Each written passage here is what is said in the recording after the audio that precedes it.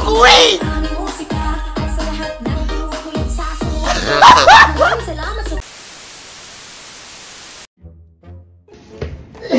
Naku, sorry. Wala akong editor ngayon, kaya kung ano-ano na lang po naiisip ko para sa intro natin. Akit lang ako sa aking upuan at i-explain ko po ha. Tara na. Diba? Taray na intro natin. Diyan kayo pasaya sa mga ganyan, yung mga kalokohan na ganyan eh. Pero, hingi lang ulit ako ng pasensya sa dalawang bagay. Una, wala tayong editor for today's video. Kaya kung ano lang yung maisip ni Claro, yun lang ang mangyayari today. At pangalawa, may sugat pa rin yung huso ko. Pasensya na po kayong lahat. Anyways, diretso na tayo sa video natin ngayong araw. Alam mo ha, napakaraming nag-message sa akin. Galit na galit sa akin eh. Dahil sa reaction ko kay Shaira. Dinidiscuss kasi natin yung mga copyright niya noong mga nakaraan. Eto lang sasabihin ko sa inyong lahat. Medyo G ako. Medyo may gigil ako ng konti. Konting giggle factor lang naman. Pero, grabe yung suporta ko kay Shaira. Actually, gustong-gusto ko at tuwang-tuwa ako na makita yung kababayan natin, no? Na may suot na, pakicorrect ako, hijab, di ba? To see someone like that represented in pop culture, sobrang proud ako at sobrang sinusuportahan ko yun, di ba? Yung mga kapatid natin na feel nila hindi sila represented, eto na yon, di ba? Eto na yon at si Shaira yon. That being said, no, hindi naman pwedeng ipagsawalang bahala na lang natin kasi mali po talaga, no, na gumapit tayo ng properties ng iba, intellectual property, kung hindi ako nagkakamali yung term, no? Hindi niya pagmamayari yung Trouble is a Friend at kung ano-ano pa mga kanta. Pero hindi ibig sabihin, no, na kinikriticize natin siya, ay hindi na natin siya sinusuportahan. Support ako malala sa kanya. Kung pinanood yung unang reaction video ko, eh di sana hindi nyo ako inaaway, di ba? Away kayo na away! Sa akin! Ang maganda gawin nyo, mag-subscribe at notification bell kasi may 1,000 Gcash giveaway ako. Sagutin nyo yung question of the day natin sa dulo ng video na to. Anyways, eto na siya! Dadira-diretso na tayo ngayon. Si Shaira, naglabas na ng revenge video niya para sa mga haters at saka sa mga bashers, letter V, bashers niya. At tinatawag, Selos is a Friend, na alam naman natin na nire-reference yung Trouble is a Friend kasi doon talaga siya pinakasumikat. At dahil dyan, magta-teleport na tayo sa ating green screen! Wah!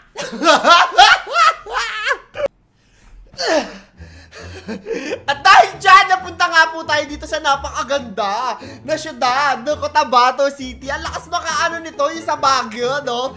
Tignan natin ngayon yung video ni Shaira! Let's go! Gumagalaw ako. Gusto mo yun? Let's go!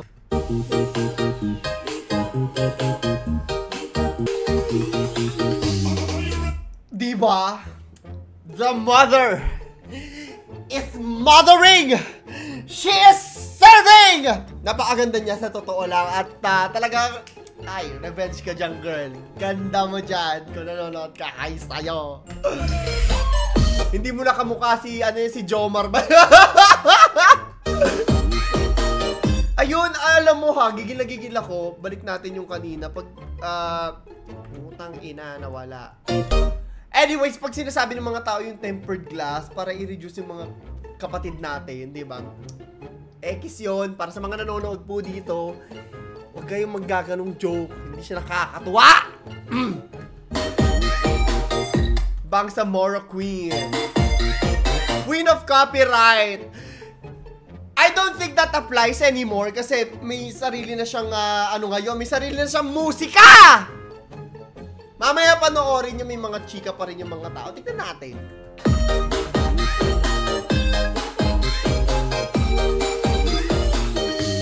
Selos na yung friend pala. Akala ko Selos is a friend. Ano ba yan si Clara? Wala kasi ako editor. Sorry na.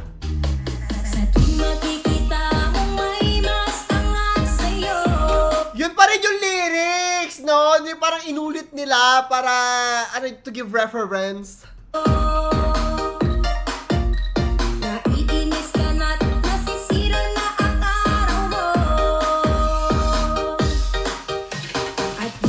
ganda ng gumawa sa kanya, in fairness sa kanya. So, punta na tayo ngayon dito sa rap part. Teka lang. Parang ang bilis ang pangyayari, at heto na nga tayo. At di ko pa rin mawari kung ba't nagaganito. Sorry na sa mga nagagalit, at di ako gusto. Gusto ko lang naman umawit, at mapasaya kayo. Sa pamamagitan ng musika na nakapagbibigay. At yung bahay na hindi nagandang. Yes! Go Queen! Aming musika, at sa lahat ng tumutuloy sa sumunod. Salamat sa umuwi. Nakakatuwa, tignan mo talaga, di ba? Nagtutulog at parang sumisik. Di ba? Napakaganda. So ako talaga, suporta talaga ako na maayos ni Shaira, na ayusin niya, di ba? Na ipagpatuloy niya yung music career niya. Yung nire-representa niya. Dapat sinusuportahan natin! Huwag natin siyang awayin, bagkos ay tulungan na ayusin. Yun lang naman yung... Hinihingal ako, sorry. Yun lang naman yung gusto ko sabihin Diba? Ang bibig mo sa tuwing nakikita ko may mas angas sa'yo. Ang taray mo pa-anime Selos na yung friend at yan ang naging epekto.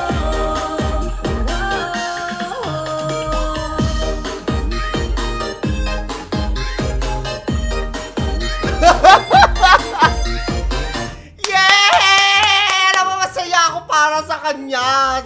Totoo yan. Walang halong eme. Sana talaga magpatuloy.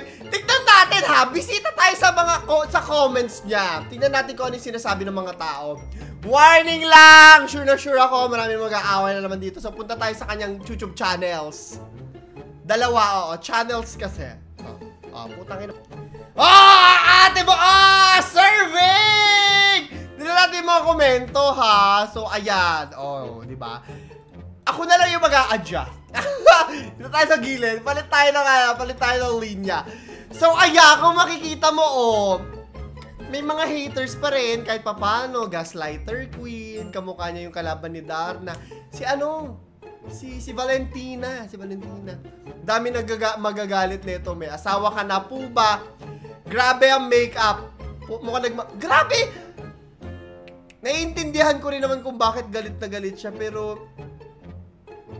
Bakit? Bakit ganito yung comments ng mga tao?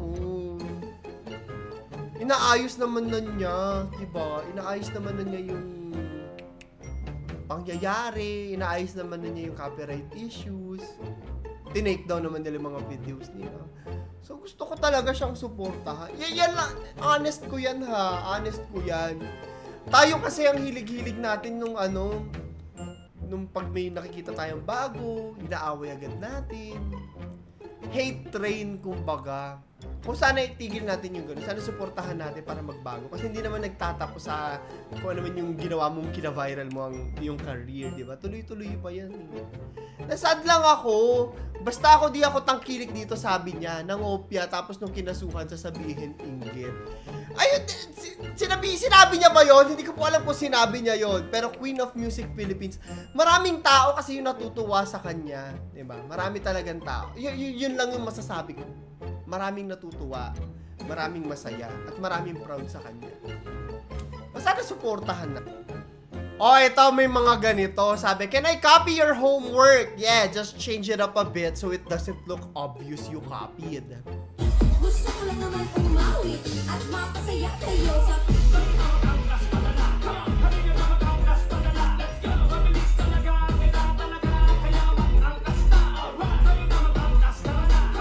Hindi ko alam to ha, pero tignan natin. May nakita kasi ako sa comment din. Sabi, kalaha, lakihan natin. Pasensya na po. Wala akong editor ngayon! Bano tayo for today's video! Hurry up! Okay, the other phrase. Let's go. Sabi niya dito, not gonna lie, sobrang tugma ang beat, pero di ko alam if sa Indo kinuha or dito. Copyright theory lang naman daw po niya, pero ayan kung makikita nyo po, walang editor si Claro. Kung makikita niyo yung beat dito. parehas nga. Ay, bahala lang kayo dyan. Pero sana, ayusin na. Anyways! Babalik na ako! Sa kwarto ko! Shhh! Hay! Ang hirap kumita ng pera! So, ayan! Kayo na lang yung tatanungin ko, ha? Kayo ba ay kagaya ko na gusto na mag-flourish, no? Ang career nitong si Shaira, mas sumikat pa siya, mas dumami pa yung mga original songs niya. Para sa question of the day natin to, ha? May 1,000 Gcash giveaway tayo. Mag-like, subscribe at notification bell kayo. So, gusto mo ba siyang suportahan? O gusto mo na bumagsak yung career niya? At bakit? I-comment mo yan sa ilalim. So, yun lamang po ang video natin para sa araw na to. Nakasurvive na naman ako! Day 2, walang editor! Ako lang ang gumawa! I'm so proud of myself! So, yun lamang po! Ito si Clara the Third, Day 2. Wala pa rin editor. May sakit kasi yung aking editor, so pag-play nyo po ang aking editor, love na love ko po yun, ha? Paalam!